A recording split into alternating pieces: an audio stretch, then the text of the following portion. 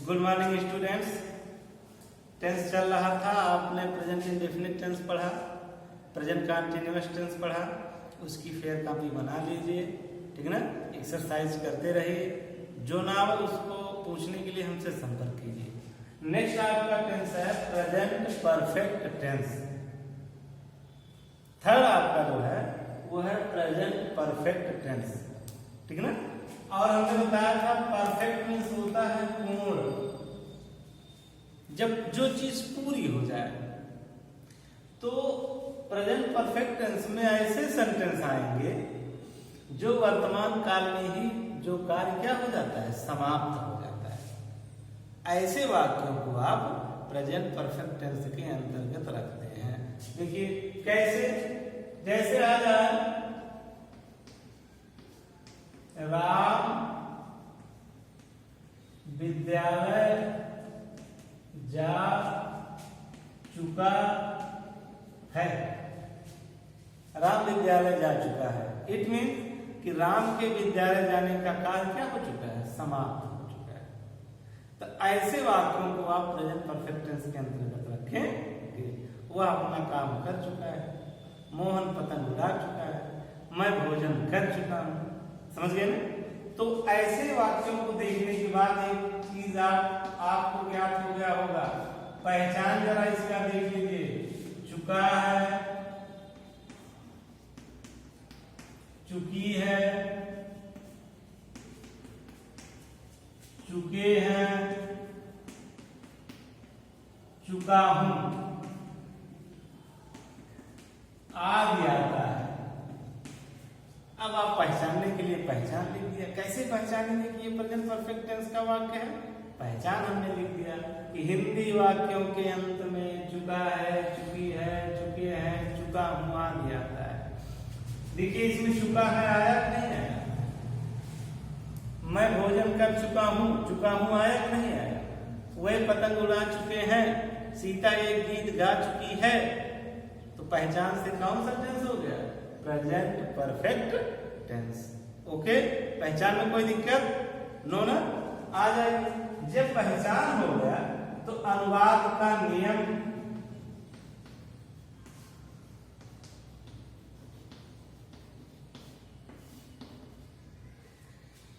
Rule of translation.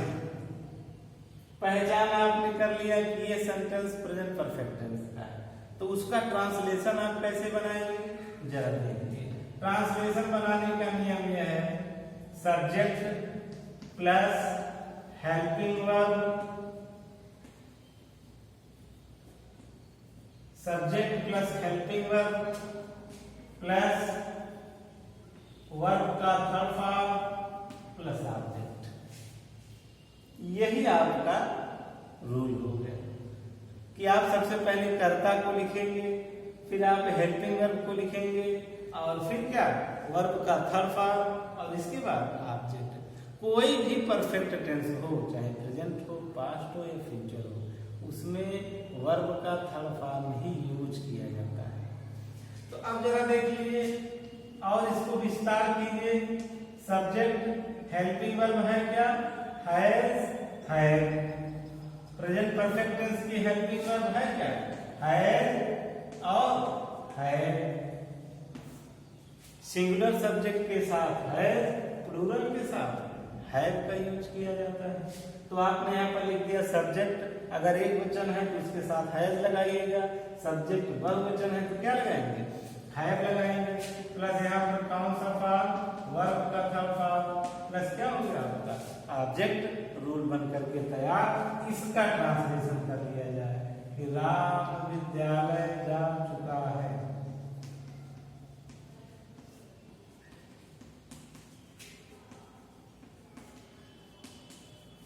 अब जरा देखिए नियम के अनुसार, सब्जेक्ट राम, एक वचन है कि बहुवचन, एक वचन। हेल्पिंग वर्ब क्या लगेगा, हैज। जाने की इंग्लिश गो, गो का third form gone, Ram has gone. कहां जा चुका है, to school. Ram has gone to school. वे पतंग उड़ा चुके हैं। अब जरा देख लीजिए वही इंग्लिश देख, सिंगुलर की प्लूरल बहुवचन, हेल्पिंग वर्ब क्या हो जाएगा है, उड़ाना का फ्लो, फ्लाई, फ्लाई का third form fly, flu, phloem, they have phloem, क्या उड़ा चुके हैं पतंग, काइट। ओके, सेंटेंस आ जाए, सीता एक गीत गा चुकी है। सीता एक गीत गा चुकी है, ट्रांसलेशन देख लीजिए, सीता है सिंह का थर्ड फॉर्म क्या, संग ए सॉन्ग, बन करके सेंटेंस आपका तैयार। इसी को कहा जाता है प्रेजेंट परफेक्ट टेंस। और प्रेजेंट परफेक्ट का कौन सा रूल आपने पढ़ा, अफर्मेटिव सेंटेंस का, किसका, अफर्मेटिव सेंटेंस का, सकारात्मक वाक्य का, धनात्मक वाक्य का। अब जरा देखिए निगेटिव में चलते हैं इसके,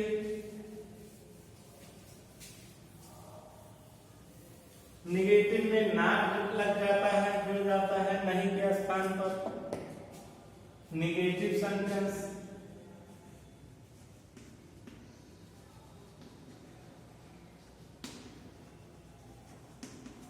निगेटिव में क्या लगता है बेटा, नॉट लग जाता है नहीं के स्थान पर, तो उसका रूल जरा देख लीजिए, subject plus helping verb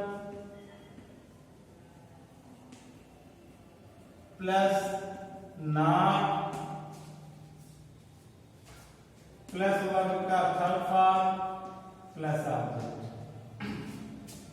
subject plus helping verb plus not plus verb का थर्ड फॉर्म प्लस ऑब्जेक्ट, आपका निगेटिव का रूल बन करके तैयार हो गया। जैसे आ जाए,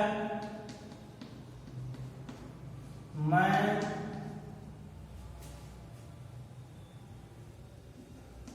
बच्चों को नहीं पढ़ा चुका हूं, मैं बच्चों को नहीं पढ़ा चुका हूं, तो क्या लिखोगे, आई हैव नॉट, टीच का third form taught, I have not taught children। आपका सेंटेंस बन करके तैयार। नॉट का प्रयोग कहां करोगे, हेल्पिंग वर्ब के बाद, हैव के बाद, इसी को कहा जाता है बेटा निगेटिव सेंटेंस। आ जाइए इंट्रोगेटिव पर, जिसे आप प्रश्नवाचक वाक्य कहते हैं, प्रेजेंट परफेक्ट टेंस का इंट्रोगेटिव सेंटेंस।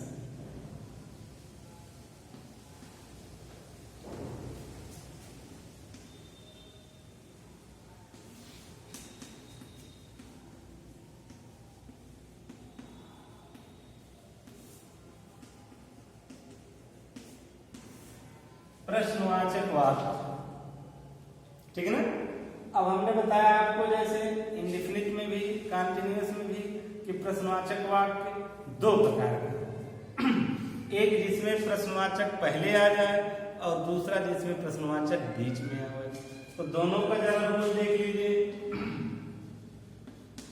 जब प्रश्नवाचक पहले आता है तो आप हेल्पिंग वर्ब मीन्स हैज और हैव को पहले लिख दोगे, ओके, इसके बाद सब्जेक्ट लिख दोगे, ठीक है ना, इसके बाद वर्ब का थर्ड फॉर्म, इसके बाद ऑब्जेक्ट, और तब हो जाएगा क्या, क्वेश्चन। और जब प्रश्नवाचक बीच में आता है तो आप सबसे पहले इंट्रोगेटिव वर्ड्स लिख दोगे,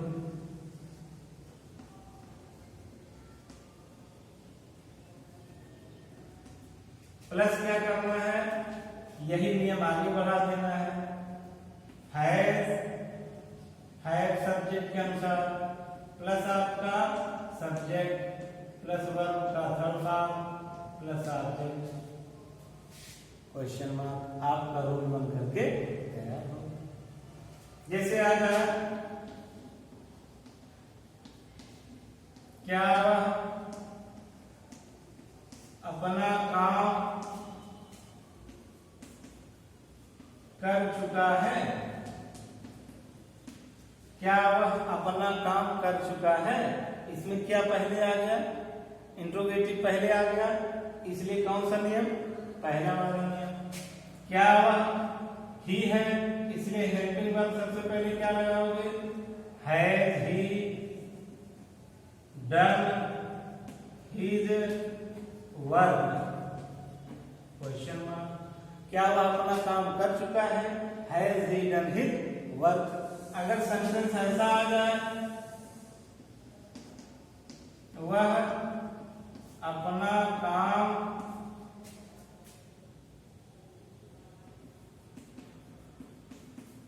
क्यों कर चुका है?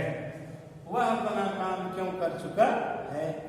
तो अब क्यों बीच में आ गया ना, तो इसके लिए आपको क्या करना है? दूसरा नियम लगाना है, क्योंकि इंग्लिश क्या है? वाई। इसके बाद has he done his work? इसी को कहा जाता है बेटा इंट्रोगेटिव सेंटेंस। और ये प्रश्नवाचक वाक्य दो प्रकार का होता है। एक में आपका इंट्रोगेटिव पहले लगा रहेगा, दूसरे में इंट्रोगेटिव बीच में लगा रहेगा। तो दोनों नियमों से आप इसको क्या कर लोगे? ओके। फिर आपका है इंट्रोगेटिव निगेटिव सेंटेंस। प्रश्नवाचक नकारात्मक वाक्य, ऐसा वाक्य जिसमें प्रश्न भी पूछा जाए और नकारात्मक भी हो।